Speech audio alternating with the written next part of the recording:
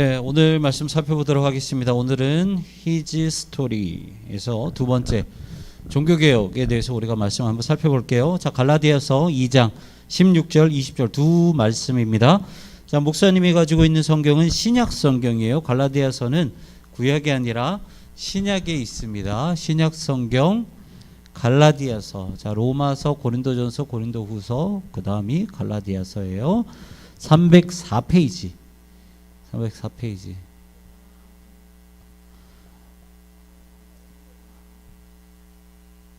자, 304페이지 2장 16절 20절 말씀입니다.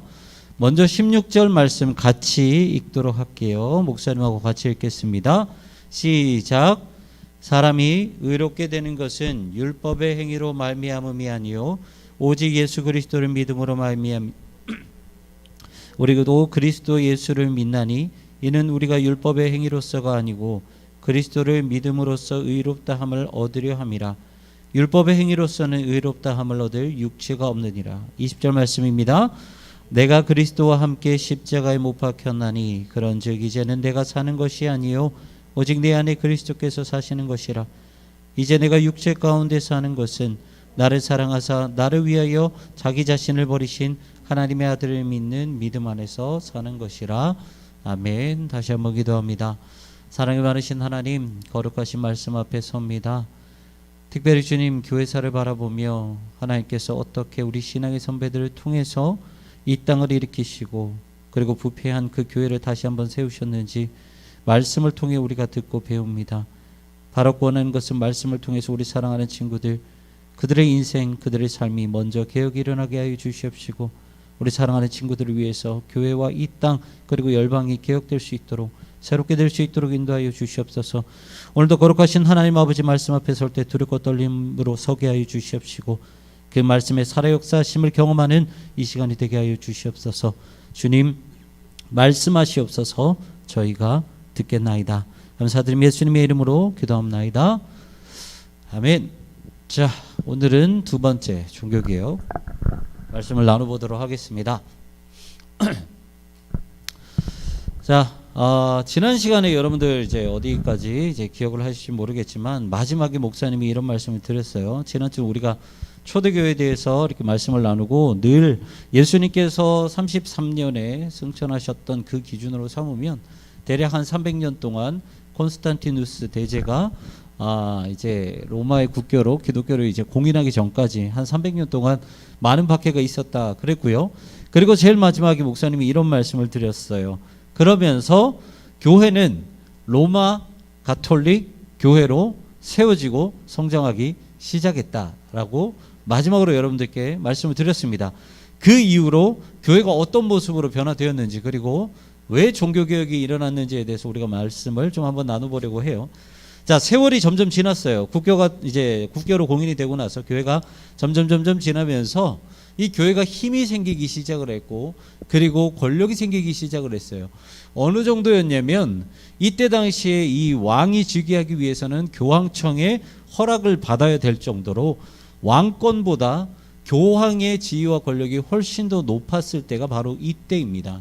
네, 그런데 이제 그것뿐만 아니라 이때 당시 유럽 전역에서 모든 법 그리고 윤리 그리고 뭐 종교, 과학 이 모든 것들의 중심이 교회였어요. 그래서 여러분들이 예전에 이제 중세시대쯤 고대 중세시대쯤 보면은 신학이 철학이고 철학이 수학이고 수학이 과학이었어요. 모든 것이. 그리고 이것이 다 교회 중심으로 그때 당시에는 이제 정의가 내려졌죠.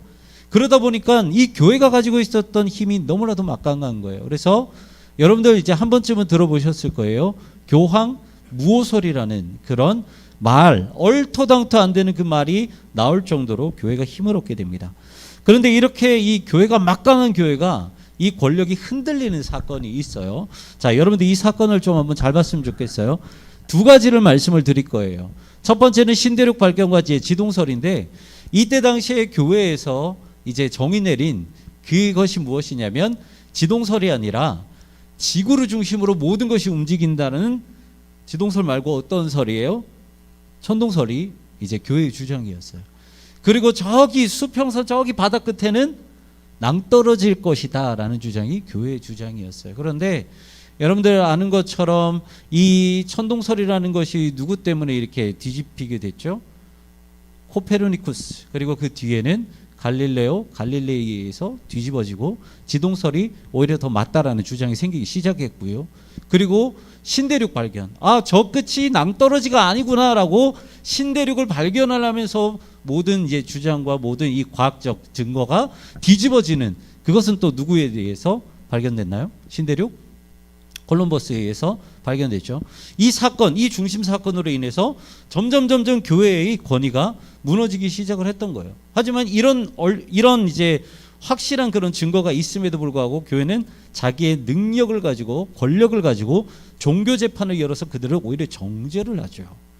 그리고 두 번째는 뭐냐면 이거예요. 르네상스 14세기부터 16세기까지 일어났던 이제 문화 부흥 운동인데, 고대 그리스 로마 그때 당시 이루었던 찬란했던 문화, 문명, 예술, 건축, 이것을 다시 그때로 돌아가자라고 했던 문화 부흥 운동이 르네상스인데, 이게 지금 교회의 권력이 점점 강해질 때 이런 운동도 같이 일어나게 됐어요. 그런데 왜 이게 문제가 되냐면, 여러분들 그리스 로마를 이제 특별히 그리스의 철학과 문학과 종교와 이렇게 건축 이런 것들이 딱 들어오려면 어떤 언어를 알아야 돼요? 무슨 언어를 알아야 돼요? 그리스어를 알아야 돼요. 그래야 뭔가를 이제 가지고 올 수 있잖아요. 그래서 이제 헬라어를 이제 배워야 되는데, 그래서 이 르네상스 시대의 그리스 모든 문화와 건축을 이렇게 사모하고 있을 때에 어떤 붐이 같이 일어났냐면 헬라어를 배우고자 하는 그 노력이 같이 일어났어요. 그런데 이 언어를 배우는 것이 뭐가 문제냐라고 생각할 수 있겠지만, 이때 당시에 교회에서는 상당히 큰 문제였어요. 왜냐하면 여러분들 이 신약 성경이 원전이 무슨 언어로 되어 있어요? 신약 성경이 원래 헬라어로 되어 있어요. 그러니까 이 사람들이 헬라어를 공부하다 보면은 어떤 내용을 정확하게 알게 돼요? 신약 성경에 대해서 내용을 정확하게 알게 돼요. 이때 당시에 모든 성경과 설교권을 누가 가지고 있었어요? 교회가 가지고 있었어요. 그러니까 교회가 설교를 하면 그것이 곧 하나님의 말씀이란 말이죠. 그래서 교황 무호설이 나오는 거예요. 그런데 성도들이 조금씩 설교를 이제 성경을 알아가기 시작을 하면 무엇이 나와요? 저거 틀렸는데? 라는 그런 일들이 점점 일어나기 시작하겠죠. 그러다 보니까 이 교회는 이게 불편한 거예요. 이게 귀찮아지기 시작을 한 거죠. 그래서 교회는요, 안타깝지만 국교로 공인되는 그 순간부터 교회는 예전에 목숨을 걸고 복음을 지켰던 그 모습은 다 사라지고 점점 부패하기 시작을 했어요. 이때 당시에 여러분들 유럽 사람들에게, 그 유럽 사람들의 마음 가운데 이 두 가지가 아니라 이 죽음에 대한 마음이 특별히 좀 강하게 인식이 되었던 그 시대가 바로 이 시대였어요. 왜냐하면은 이제 여러분들 이제 세계사를 조금 좋아하는 친구들은 알겠지만, 이때 당시에 많이 일어났던 전쟁이 이제 이슬람과의 이제 전쟁이 많이 일어났고요. 그리고 이제 흑사병 때문에 거의 유럽 인구의 3분의 1이 죽을 정도로 이 죽음에 대한 공포가 엄습해옵니다. 그래서 유럽 사람들의 그 마음 가운데 죽음과 내세에 대한 생각이 점점 많아지기 시작했었던 때예요. 그런데 교회가 그것을 악용하기 시작을 합니다. 좀 전에 말씀드린 것처럼 이 르네상스는 이 그리스의, 이제 그 고대 그리스의 모든 것들을 바라보는 거라고 했죠. 이게 일반 사람들이 그렇게 따르기 시작을 했어요. 그런데 교회는 과연 어땠을까? 많은 사람들이 고대 그리스의 그 문명의 혜택을 보고 다시 한번 거기를 바라보고 다시 한번 건축도 그렇게 건물도 지어가고 있을 때 교회는 어땠을까? 교회도 똑같이 그때로 돌아가자 하는 그런 문화에 이제 휩쓸려 있었어요. 그런데 가만히 봤더니 이 교황이라는 사람이 이 다른 성당은 다 진짜 화려하게 건축을 하기 시작을 하는 거예요. 화려하게 건축하고 화려하게 리모델링 하는 거예요. 그런데 가만히 봤더니 내가 살고 있는, 이 교황이 살고 있는 성 베드로 대성당은 아직까지 그때 목조 건물로 그대로 있었던 거예요. 그래서 이때 당시에 이 사람 율리오 2세가 그때 당시에 교황이었어요. 성 베드로 대성당에 살고 있었는데 야, 이 교황이 살고 있는 이곳이 이렇게 허름한 목조 건물로 있어서는 되겠냐라고 하면서 우리가 가장 크고 가장 화려하고 가장 이제 웅장한 그런 이제 성전을 지어야 된다, 성당을 지어야 된다라고 하면서 이때부터 이 율리오 2세가 성전 재건축을 명령을 합니다. 그래서 진짜 어마어마해요. 여러분들 이제 한번 들으면 다 아실 사람들, 미켈란젤로 그리고 라파엘로 이런 사람들을 막 불러가지고 막 벽화를 그리게 하고 막 이렇게 성전을 다시 한번 건축하게 만들어요. 무려 120년 동안 건축을 합니다. 그래서 지은 성전이 여러분들 지금 이제 뭐 바티칸에 가면은 볼 수 있는 베드로 대성당이에요. 엄청 화려하게 지었어요. 어마어마하죠. 이때 당시에 이만큼 지었다 그러면은 뭐 말 다 했죠. 어마어마하게 지었습니다. 그런데 여러분들 이렇게 화려하게 지으려면 뭐가 필요해요? 돈이 필요해요. 목사님도 이 공부하면서 알았는데 이게 어느 정도냐면요. 이 광장만인가 하여튼 전체적인가 축구장 6개 크기가 넘는다고 해요. 그러니까 어마어마하게 이렇게 크게 지었는데 이렇게 크고 화려하게 지으려면 무엇보다 이 돈이 중요한 거예요. 그런데 아까 말씀드렸죠. 이 돈을 어디에서 빼드리냐면 안 그래도 죽음과 내세에 대해서 점점 걱정하고 있는 이 유럽 사람들한테 이 돈을 삥뜯기를 시작을 한 거예요. 이 교황 율리오 2세가 어떻게 하면 이 돈을 거둘까라고 생각을 하다가 그때 당시에 말빨이 정말 좋았던 이 설교가가 있었어요. 누구냐면 이 요한 테첼이라는 사람이에요. 딱 생겨도 이렇게 뺀질뺀질하게 생겼죠. 예. 딱 봐도 이게 사기꾼처럼 생겼단 말이에요. 이 사람을 딱 불러들여요. 이 사람도 주교예요. 와서 너가 설교로 아이들 좀 말빨로 죽여버려. 그러면서 이렇게 딱 불러드립니다. 그래서 이 요한 테첼이 말하는 그 성경, 그 교리가 뭐였냐면 연옥교리였어요. 연옥이었어요. 이 연옥을 성도들한테 그리고 거기 있는 많은 유럽 사람들한테 말을 합니다. 야, 연옥이라는 게 있어. 여러분들 연옥이 뭐냐면 천국에 가기 전에 이 땅에 있었던 이 나머지 이 죄를 깨끗하게 씻을 이제 천국 가기 이제 준비하는 그 장소가 이 연옥이라는 데인데 이 연옥에서 이제 올라가야 되잖아요. 천국에 올라가야 되잖아요. 그랬더니 이제 사람들한테 뭐라고 유혹을 하냐면 야, 너 돈 가지고 있으면 뭐해? 너가 이제 헌금을 드리잖아? 그러면은 너가 헌금함에 딱 드리자마자 헌금이 헌금한 바닥에서 땡그랑하면 너의 연옥에 있는 너의 조상이 바로 천국으로 슉 갈 거야 라는 말도 안 되는 그 교리를 선포를 합니다. 그런 설교를 해요. 그래서 사람들이 막 헌금을 하기를 시작을 합니다. 그리고 또 하나의 이제 이야기가 있었는데 뭐냐면 십자군 전쟁이 이제 그때 한참 일어났어요. 근데 여러분들 좀 전에 말씀드린 것처럼 이 죽음에 대해서 이미 두려워했던 사람들이거든요. 근데 그 사람들한테 전쟁 나가자 그러면은 나가겠냐고요. 안 나가요. 근데 이 테첼이라는 사람이 뭐라고 하냐면 야, 십자군 전쟁에 네가 참여하잖아. 그러면 연옥 안 가. 바로 천국 갈 거야. 이렇게 또 홀려요. 그래서 이런 말도 안 되는 설교 가지고 장난질하면서 로마 가톨릭 교회가 팔았던 게 뭐냐면 이게 면죄부예요. 팔았던 게 면죄부라는 거예요. 이 연옥을 가면서 진짜 뭐 말도 안 되게 동전이 바닥에 떨어져서 땡그랑하는 소리에 너희 조상이 연옥에 있던 조상이 바로 천국에 갈 거야. 이런 말도 안 되는 설교. 그리고 너희가 십자군 전쟁에 참여를 하면 너희는 연옥 같은 데 안 가고 바로 천국 간다. 안 그래도 죽음과 내세에 대해서 두려워하고 관심이 있었던 그 유럽 사람들에게 이 요한 테첼이라는 사람은요, 그 사람들에게 말도 안 되는 이야기를 하면서 돈을 모으기 시작했어요. 야, 내가 너희한테 면죄부를 줄게. 면죄부 사. 그러면 너희는 바로 천국으로 가게 될 거야. 이 말도 안 되는 면죄부를 판매를 하기 시작을 한 거예요. 그런데 이 설교를 들었던 사람이 있어요. 누구냐면 이 독일의 마틴 루터라는 사람이에요. 요한 테첼이라는 사람이 면죄부라는 설교를 하고 다니는데 마틴 루터가 그 설교를 딱 듣고 나서 아무리 찾아봐도 이 성경을 아무리 찾아봐도 이 면죄부가 어디 있는지 안 나와 있는 거예요.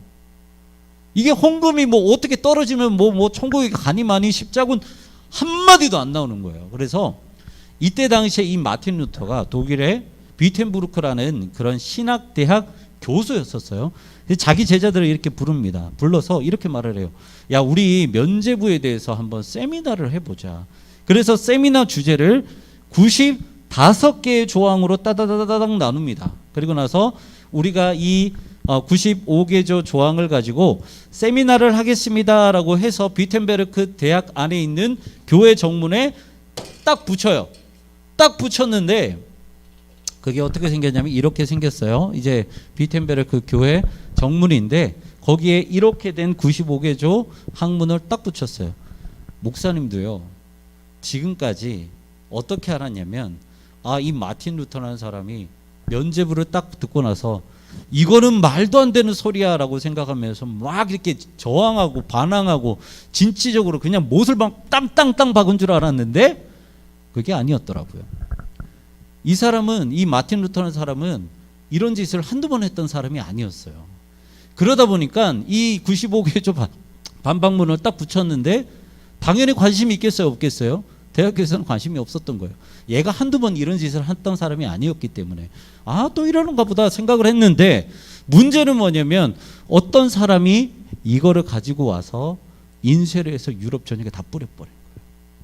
안 그래도 면죄부 때문에, 안 그래도 교회 때문에 짜증나고 화가 있었던 유럽의 사람들이 이 마틴 루터가 뿌렸던 이 95개조 반박문을 딱 보고 그때부터 개혁에 대한 불이 타오르기 시작을 합니다. 마틴 루터는 이렇게까지 판이 커질 줄은 몰랐었던 거예요. 그런데 유럽 전역에서 이렇게 붐이 일어나면서 졸지에 마틴 루터는 종교개혁의 중심에 서게 됩니다. 그런데 우리가 여기에서 알아야 될 것은 신학생들도 그렇고요, 많은 성도님들도 그렇고요, 보통 종교개혁이라고 그러면 이 독일의 마틴 루터를 많이 떠올려요. 맞아요. 이 사람을 중심으로 종교개혁이 불을 붙기 시작을 합니다. 그런데 우리가 알아야 될 것은 1517년 이 마틴 루터 10월 31일에 저거를 이제 벽보로 붙이는데 그때부터 이 종교개혁이 시작된 것이 아니라 이미 그 전부터 바닥을 다졌던, 그리고 그 이후에 계속해서 개혁을 이어나갔던 많은 사람들이 있었다는 거예요. 여러분들 종교개혁이 우리가 지금 한 500년 정도 됐는데 그것보다 이 마틴 루터보다 오히려 100년 전부터 종교개혁을 준비했던 분들이 계세요. 영국에는 존 위클리프라는 그런 신학자가 있었고요. 체코에는요, 구시가지 한 정 가운데를 보면 이 얀 후스의 동상이 있어요. 체코에는 얀 후스라는 분, 이 두 분이 이미 루터보다 100년 전부터 종교개혁을 준비해왔던 분이고요. 그리고 루터가 딱 등장하기 20년 전 1400년 후반대에는 네덜란드의 에라스무스라는 분이 성경을 편찬하면서 종교개혁을 또 준비를 합니다. 그리고 1517년 드디어 마틴 루터에 의해서 개혁의 불이 일어나고요. 그리고 마틴 루터와 동갑이에요, 심지어. 그리고 이 동시대의 스위스에는 츠빙글리라는 사람을 중심으로 개혁이 일어납니다. 그리고 마틴 루터보다 20년 뒤에 누가 나타나냐면 바로 종교개혁의 거장인 장 깔뱅이 프랑스에서 개혁을 일으킵니다. 여러분, 이렇게요, 이 종교개혁이라는 것은 어떤 한 사람, 어떤 한 세대에 걸쳐서 일어난 것이 아니라 예전부터, 오랜 전부터 준비되어 왔고 그것이 터지고 그것을 이어가는 수많은 종교개혁가들에 의해서 위대한 종교개혁이 일어났다는 거예요. 그런데 이렇게 많은 사람이 있음에도 불구하고 이 사람들의 공통점이 있었어요. 뭐냐면 성경을 자국어로 만들었다는 것, 그리고 그 성경 연구에 대해서 뜨거운 열정을 가지고 있었다는 거예요. 이 두 가지는 공통점이었어요. 여러분들, 이 당시 이 교회가 가지고 있었던 이 권력을 가지고 있었던 이유가 뭐냐면 성도들이 모르고 있었던 라틴어 성경을 가지고 얘네들이 설교를 했기 때문에 몰랐던 거예요. 성경을 보고 싶어도 이 라틴어가 뭔 말인지를 알아야 되죠. 아람어가 뭔 말인지를 알아야 되죠. 근데 성직자들은 그것을 알고 있었거든요. 목사님이요, 이렇게 여러 교회에서 이렇게 딱 보면 아직까지 많은 성도님들이 이 성경에 대해서 잘 몰라요. 죄송해요, 잘 몰라요. 성경이 어떤 문화에 쓰여져 있는지, 성경이 어떤 역사적 배경을 가지고 있는지, 그래서 왜 이렇게 성경이 이렇게 말을 하는지 죄송하지만 잘 모릅니다. 근데 문제는 뭐냐면요, 여러분들 잘 들어요. 성경에 대해서 모르면 목사들이 설교 가지고 장난질하는 거예요. 이 교회 부패가 이렇게 되는 거예요, 여러분들. 성도들이 성경을 몰랐기 때문에 이 사도들은, 이 교황은 자기 말이 곧 법이 될 수 있었다는 거예요. 연옥이라는 말도 안 되는 말을 만들고요, 면죄부라는 말도 안 되는 것을 만들어서 자기들의 돈을 채우고 자기들의 배를 채우기 위해서 그딴 설교를 하는데도 불구하고 사람들은 그거 하나님의 말씀이라고 생각을 하고 넘어갈 수밖에 없었다는 거죠. 여러분들, 오늘 제 목사님 말씀은요, 이걸 가지고 왔어요. 갈라디아서. 그런데 이 갈라디아서 말씀의 원래 본 의미가 뭐냐면 바로 이거예요. 로마서 1장 17절. 오직 의인은 믿음으로 말미암아 살리라. 이 신칭의인데 독일의 마틴 루터가 이 말씀을 가지고 종교개혁을 일으킨 거예요. 그런데 이 말씀을 마틴 루터가 어디서 읽었느냐? 성경을 보고 읽었다는 거예요. 에라스무스라는 그 사람, 좀 전에 소개드렸던 에라스무스라는 그 사람이 번역했던 그 헬라어, 그 라틴어를 보면서 이 안에 뜨거운 마음이 일어나기 시작을 했고, 로마서 1장 17절에 그 말씀이 딱 걸려서 믿음으로 말미암아 사는 것이구나, 지금 이렇게 우리가 살아서는 안 되구나 하면서 독일에서 때가 왔을 때 종교개혁을 일으킨 사람이 마틴 루터라는 거예요. 결국은 모든 것의 귀결은 어디냐면 성경이라는 거예요, 여러분. 종교개혁은 성경으로부터 나옵니다. 아까 영국에 이 사람이 있었죠. 존 위클리프라는 사람이 이렇게 말을 했어요. 잘 봐. 교회가 교회다워져야 하려면 일반 성도들이 뭐라고요? 성경을 바로 알아야 된다. 여러분들, 목사님이 조금 비꼬아 볼게요. 성도들이 성경을 모르면요, 담임 목사 무호설이 나옵니다. 그리고 세습이 일어나고요, 횡령이 일어나요. 아닌 것 같지만 여러분들 역시나 마찬가지예요. 여러분들이 좋든 싫든, 여러분들이 받겠다 안 받겠다 하든 간에 이 교회는 여러분들한테 이제 맡겨질 거예요. 목사님도 그렇고요, 우리 선생님들도 그렇고요. 나이 들면은 어쩔 수 없어, 그냥 뒤에서 그냥 바라보는 위치이지만 그때 되면 이 교회는 여러분들에게 맡겨진단 말이에요. 그때 여러분들이 성경을 모르잖아요. 그냥 멍 때리면서 예배를 드리잖아요. 죄송하지만 저 같은 목사가 설교지를 가지고 장난친다는 거예요. 성경을 바로 아셔야 돼요, 여러분. 종교개혁은요, 성경으로부터 나와요. 여러분들이 성경을 알아야 교회가 바로 세워지고 장난질하는 목사들이 사라진다라는 거예요, 여러분들. 이 종교개혁이 일어나고 나서 영국에서 또 어떤 부흥운동이 일어나냐면 청교도 운동이 일어납니다. 청교도 운동을 보면은 정말 위대한 설교가들이 많이 나와요. 그런데 왜 그때 위대한 설교가들이 많이 나온 줄 아세요? 그때 당시에 성도들은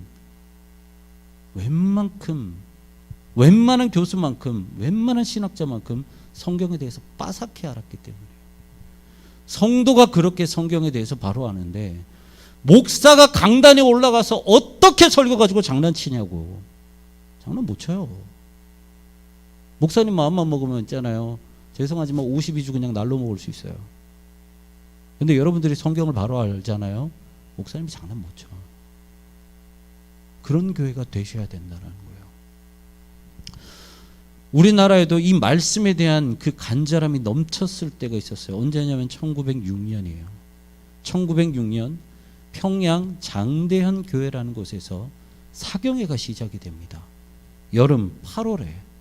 그래서 전국에 있는 많은 성도들이 짐을 싸매며, 그리고 모든 먹을 식기구를 싸매며 한 달 동안 걸어서, 정말 멀리 한 달 동안, 뭐 한 달, 두 달 동안 걸려서 오랜 시간 동안 걸어서 평양이라는 곳에 도착을 해서 사경회라는 것을 합니다. 여러분들, 지금은 우리가 사경회를 안 하지만 아마 선생님들은 아실 거예요. 목사님도 사경회를 경험했던 세대예요. 사경회가 뭐냐면 성경을 공부하는 시간이에요. 다른 것이 아니라, 야, 우리 교회에서 사경회 할 거야, 와, 전국 각지에서 몰려드립니다. 그래서 1906년 8월부터 끊임없이 사경회를 하고요, 밤에는 예배를 드리고 계속해서 이것이 반복되다가 성경을 배우는 이것을 출발점으로 해서 1907년에 무슨 일이 일어나냐면 거기서 회개가 터져버려요. 그래서 1907년에 위대한 우리나라의 아주 깊은 역사를 획을 그은 평양 대부흥운동이 일어나게 됩니다. 여러분들 부흥은요, 성령님 이곳 가운데 은혜를 주세요, 기름 부음을 주세요, 아무리 떠들어봐요 성령은 내리지 않아요. 우리가 성경을 모르는데, 우리가 회개를 안 하는데 여기 성경이 어떻게 오냐. 성령은 부르짖고 때리고 막 우리가 스스로 쪼인다 해서 내리는 게 아니고요, 성령의 역사는 말씀으로 시작합니다. 개혁은 말씀으로 시작합니다. 유럽이 말씀으로 종교개혁이 일어났고, 우리나라 역시 평양 땅에서 말씀으로 시작해서 대부흥운동이 일어났어요. 그게 부흥의 역사고, 그게 하나님의 역사고, 그게 여러분들이 앞으로 세워갈 교회의 모습입니다. 그래서 이 시간에는 우리가 이 말씀을 좀 기억하셨으면 좋겠어요. 좀 전에 여기 있네요. 이 말씀 꼭 기억하시길 바랍니다. 교회가 교회 되려면 성경을 바로 알아야 되는 거. 이제 이 교회 여러분들한테 곧 있으면 맡겨져요. 여러분들이 교회를 운영하고 교회 안에 한 사람의 권위 있는 성도로 살아가려면, 영향력 있는 성도로 살아가려면 이 말씀 꼭 기억하시길 바랍니다. 여러분들이 성장하고 여러분들이 제대로 알아야 여러분들 시대에 담임으로 세워지고 부목사들로 세워지는, 그리고 장로들로 세워지고 권사들로 세워지는 그 사람들이 장난질 못해요. 그러면 교회는 건강하게 반드시 성장할 수밖에 없습니다. 그런 여러분들 되시기를 주님의 이름으로 축원합니다. 목사님이 기도할게요. 사랑이 많으신 하나님 아버지, 감사합니다. 하나님 아버지, 정말 이 말씀 앞에 우리가 두렵고 떨림으로 섭니다. 우리 사랑하는 친구들, 지금부터라도 날마다 우리 친구들의 삶 가운데, 그리고 친구들의 신앙 가운데 늘 개혁이 일어나게 하여 주시옵소서. 개혁은 말씀을 통해 이루어집니다. 성령이 부으면 말씀을 통해 이루어집니다. 우리 사랑하는 친구들, 단순히 몸으로만 이 신앙생활하는 것이 아니라 성경을 알게 하여 주시옵시고, 성경 연구에 뜨거운 열정을 가지게 하여 주셔서 우리 사랑하는 친구들을 통해서 교회가 올바로 세워지고, 이 나라 이 땅의 교회를 통해서 하나님께서 기뻐 받으시는 이 대한민국, 그리고 우리 사랑하는 친구들의 모든 미래, 그리고 이 열방과 이 열방 가운데 있는 모든 교회가 될 수 있도록 주님 아버지 은혜를 베풀어 주시옵소서. 지금은 우리 주 예수 그리스도의 은혜와 하나님의 변함없는 사랑과 성령님의 내주교통 위로하심과 역사 충만하심이 성경에 대한 열정으로 자신의 삶을 먼저 개혁시키고, 하나님을 향한 열정으로 교회와 열방을 바로 세우는데 귀하게 쓰임받기를 소망하는 사랑하는 모든 고등부 친구들과 선생님들 위해 이제로부터 영원까지 함께 하시기를 축원하옵나이다. 아멘.